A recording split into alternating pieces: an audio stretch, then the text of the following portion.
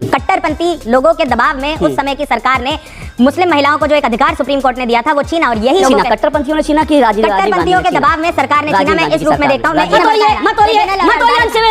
Uncivil मत होइए, आप बदतमीजी कर रहे हैं। मुझे आपको बाहर जाने के लिए बोल, क्योंकि मैंने पहले ही कहा मैं अनसिविलाइज्ड डिबेट आज नहीं करना चाहता। Nikhil thank you so much, Nikhil thank you so much. अगर आपको इस तरह से डिबेट करनी है, मैं आपको अनुमति नहीं दूंगा। मेरे को क्या कैसे विपक्ष को गाली गलौज किया जाए, प्रधानमंत्री की बातों से बदबू आती है। हलाल बंद कर दिया, उसमें बदबू नहीं आएगी तो किसमें से आएगी? महर की 5,000 रुपए की रकम में तलाक करा देते थे, आपको बदबू नहीं आएगी तो किसको आएगी? मुझे आजादी दीजिए, मेरी आजादी का हनन मत कीजिए, मेरी आजादी का हनन मत कीजिए। देखिए इतना असहिष्णु मत होइए अनिक जी। नमस्कार दोस्तों, स्वागत है आपका। आप देख रहे हैं द भारत डिबेट। दोस्तों आज की डिबेट होने वाली है न्यूज एंकर अशोक श्रीवास्तव और राजनीतिक विश्लेषक निखिल जैन के बीच में। यूनिफॉर्म सिविल कोड को लेकर डिबेट चल रही थी, जिसमें ये कांग्रेस के समर्थन फालतू की बातें बोल रहा था और एंकर के बार बार टोकने पे भी शांत नहीं हो रहा था, जिसके बाद न्यूज एंकर ने इसके बढ़िया बार इलाज कर दिया। दोस्तों वीडियो बहुत मजेदार होने वाला है, आपसे अनुरोध है कि अंत तक देखना। अगर आप लोग चैनल पे पहली बार आए हैं या चैनल को अभी तक सब्सक्राइब नहीं किए हो तो चैनल को सब्सक्राइब जरूर कर लेना। चलिए दोस्तों मेन वीडियो को स्टार्ट करते हैं। चलिए शुरू करते हैं। लेना देना है पॉलीगमी और बहुत ज्यादा बच्चे करना या फिर चाइल्ड मैरिज करना, ये सब हम देखेंगे उन तबकों में ज्यादा प्रचलित है जो आर्थिक रूप से सक्षम नहीं है, चाहे हम हिंदुओं की बात करें या मुसलमानों की। रही बात वक्फ बोर्ड की, वक्फ को लेके भी बहुत सारे भ्रम है समाज में, तो मैं इस पे छोटी सी क्लैरिटी दे दूं। 3 तलाक भी बताइए। 3 तलाक ट्रिपल तलाक आपके पास होगा। 3 तलाक हिंदुओं में कितने दिए जाते हैं? ट्रिपल तलाक हिंदुओं में कैसे दिए जा सकते हैं? ट्रिपल तलाक तो दिए ही नहीं जा सकते। देखिए बात ये है ना, वो तो मुसलमानों के उसमें है ना, 3 तलाक बिल्कुल केवल मुसलमानों की बीमारी है वो, जिस तरीके से सती केवल हिंदुओं की बीमारी थी। ठीक है क्या समाज में हिंदुओं ने उसको कानून बनाने का समर्थन किया? नहीं, हिंदुओं ने नहीं, देश ने। हाँ, देश ने। हाँ, तो यहाँ हिंदू भी आते हैं, मुसलमान 3 तलाक भी तो देश कर रहा है ना। तो 3 तलाक सुप्रीम कोर्ट ने स्ट्राइक डाउन करा, सारे पॉलिटिकल दलों ने उसका समर्थन करा। नहीं, अरे गलत कह रहे हैं आप सर, सबने समर्थन करा। ना निखिल जी नहीं, चलिए ठीक है, कुछ निखिल जी पूरे विपक्ष ने 3 तलाक कानून का विरोध किया था। कानून की बात नहीं कर रहा हूं, पूरे विपक्ष ने विरोध किया था 3 तलाक कानून की बात नहीं, कानून की बात नहीं, मैं सुप्रीम कोर्ट के उस जजमेंट की बात कर रहा हूं। जजमेंट छोड़ दीजिए, मैं राजनीति सुनिए। कानून का विरोध इस दर पे करा गया कि ट्रिपल तलाक देने के लिए किसी को 3 साल की आपने सजा दी, एक प्राइवेट रॉन्ग के लिए आपने एक क्रिमिनल रॉन्ग बनाया। सुप्रीम कोर्ट का तो जजमेंट मेरे पास ये है जो शाहबानो को लेकर दिया। मैं सुप्रीम कोर्ट के जजमेंट और की वो बात बिल्कुल, और मैं आपसे पूरे समर्थन में हूं कि कट्टरपंथी लोगों के दबाव में उस समय की सरकार ने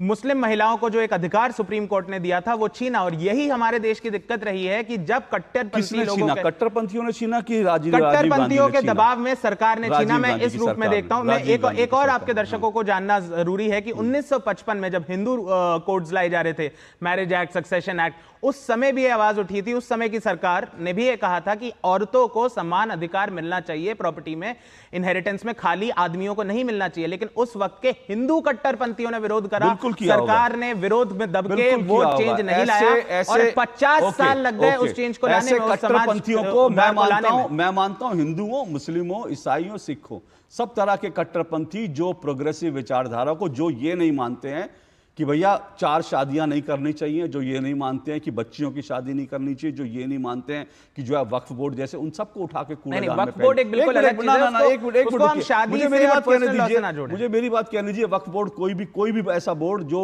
देश के संविधान से ऊपर हो जाए, जो सुप्रीम कोर्ट से ऊपर हो जाए।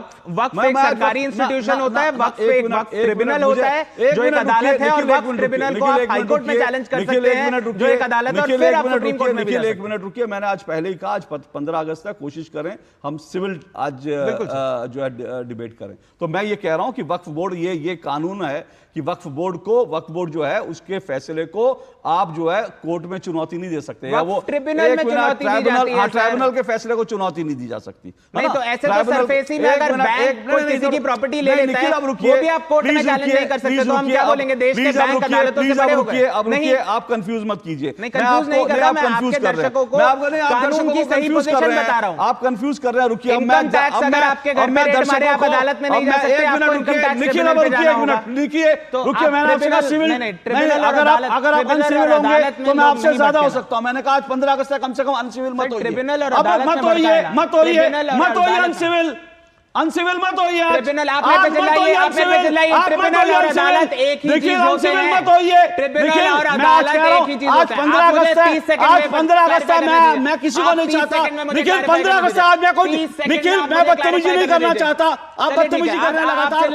आप 15 आप विपक्ष की आवाज दबाना चाहते हैं, आप विपक्ष की आवाज दबाना चाहते हैं, बदतमीजी कर रहे हैं। सरकारी न्यूज़ चैनल बदतमीजी कर रहे हैं। आप इनका माइक बंद कीजिए। की आवाज दबाना चाहते हैं। आप लगातार जल्दी वहां से हटो। बदतमीजी कर रहे हैं, मुझे आपको बाहर जाने के लिए बोल, क्योंकि मैंने आज पहले ही कहा मैं अनसिविलाइज्ड डिबेट आज नहीं करना चाहता। चलिए आप कम से कम 15 अगस्त के दिन इस तरह की बदतमीजी मेरी डिबेट में ना हो। करिए, प्लीज आप करिए सर। मैंने पहले ही कहा कम से कम आज के दिन हम लोग इस तरह की बदतमीज डिबेट ना करें। और बदतमीजी कोई करेगा, मुझे भी आती है, लेकिन मैं नहीं चाहता कि कम से कम आज स्वतंत्रता दिवस का दिन है, आज हम इस तरह की चीज करें। वक्फ बोर्ड पे देश में एक अलग तरह की डिबेट चल रही है, और वक्फ बोर्ड को जितनी ताकत मिली है इस देश में किसी बोर्ड को उतनी ताकत नहीं है, ये सब जानते हैं। और वक्फ बोर्ड संविधान का हिस्सा नहीं है। बाबा साहब भीमराव अंबेडकर ने वक्फ बोर्ड नहीं बनाया था। वक्फ बोर्ड फिर मैं कह रहा हूं आप भ्रम फैलाएंगे नहीं, तो भ्रम बतौर वकील, बतौर नागरिक। Nikhil thank you so much, Nikhil thank you so much. अगर आपको इस तरह से डिबेट करनी है, मैं आपको अनुमति नहीं दूंगा। तो मेरे को क्या 30 सेकंड मिल सकते नहीं, हैं? आपको जब आपको मैं टाइम दूंगा, आपको इतना टाइम दिया, अभी मैंने किसी भी व्यक्ति को टाइम नहीं दिया। चलिए ठीक है, आप आ जाइए, हम इस पे बाद में चर्चा अभी आपने बाल विवाह में जितने भ्रम फैलाए ना, वो बैठे आपके एक एक भ्रम का धागा खोलेंगे। लेकिन उन्होंने बोला नहीं। वो उनके पास आपसे ज्यादा तथ्य हैं, उन्होंने बोला नहीं, क्योंकि वो बदतमीजी नहीं कर रहे थे। आप बदतमीजी मत कीजिए प्लीज। कुरीतियां तो देखिए अशोक जी बहुत लंबा विषय है, हर जगह पर, हर समाज में, और मुस्लिम समाज में भी अलग अलग किस्म के प्रोग्रेसिव लड़ाइयां चल रही हैं। महिलाओं का एक आंदोलन चल रहा है, इन सारी खराबियों के वो महिलाओं को तय कर देते हैं, वो उसके लिए लड़ेंगे। लेकिन मेरा आपसे सिर्फ इतना ही कहना है कि जो प्रधानमंत्री सेकुलर शब्द से शदीद नफरत करता हो, वो कैसे सेकुलर शब्द, सेकुलर सिविल कोड लाने की बात कर रहा है, वो मुझे समझ में नहीं आया। दूसरी बात यह है कि जो प्रधानमंत्री को आज इस देश से अपने इन 14 और 24 के बीच के वादों की बात करनी चाहिए थी, नीट पे बात करनी चाहिए थी, संविधान के असंख्य हमारे जो क्रांतिकारी थे उनके सपनों की बात करनी चाहिए थी, किसानों की बात करनी चाहिए थी। कोई बात प्रधानमंत्री ने नहीं करी, सिवाय इसके कि कैसे विपक्ष को गाली गलौज किया जाए। प्रधानमंत्री की बातों से बदबू आती है कि उसको हिम्मत नहीं है कि वो किसानों की बात करे, युवाओं की बात करे, छात्रों की बात करे, भविष्य की बात करे कि भारत कहां जाएगा। अशोक जी आपको पता है, चीन ने, पाकिस्तान ने, बांग्लादेश में हमको घेर लिया है। एक आखिरी देश बचा हुआ जो हमारा पड़ोस में है। हम अपनी नीतियों में फेल हो रहे हैं, और प्रधानमंत्री को गाली देने से कब कांग्रेस को गाली देंगे, कब समाजवादी पार्टी को गाली देंगे, देश किससे नहीं चलेगा। प्रधानमंत्री जी अपना आपा लूज कर रहे हैं, और ये इसलिए हो रहा है अशोक जी कि पूरे उत्तर प्रदेश में जो उपचुनाव है, जस्ट 10 सेकंड मैं आ रहा हूं। ओके, देखिए मैंने आपको जो कहा था ना, मैंने क्यों कहा था, मुझे लगता है आपने खुद ही कहा कि हाँ सबकी सहमति से जो है आना चाहिए, सबकी सहमति। मेरी बात सुनिए, मुझे थोड़ी आजादी दीजिए, सर, मुझे थोड़ी आजादी दीजिए। मैंने इसीलिए आपसे कहा था कि अगर आप विषय पे बात रखेंगे तो एक अर्थपूर्ण बहस हो पाएगी। लेकिन आपने रिटॉरिक पढ़ा, मुझे कोई आपत्ति नहीं, मैंने आपको आजादी दी। आपने वही कि प्रधानमंत्री ने, सुनिए मुझे आजादी दीजिए, मुझे आजादी दीजिए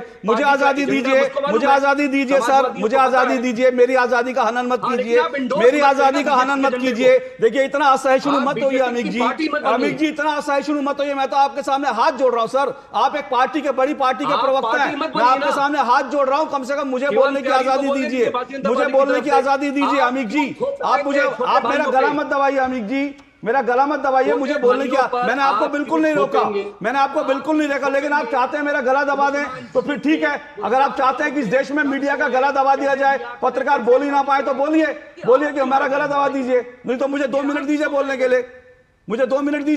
लिए, मैं तो 2 मिनट आजादी मांग रहा हूं। आपको मैंने 7-8 मिनट दिए, आप मुझे 2 मिनट नहीं दे सकते। ऐसी आजादी किस काम की, आप मीडिया का गला दबाएं। अब सुनिए आप,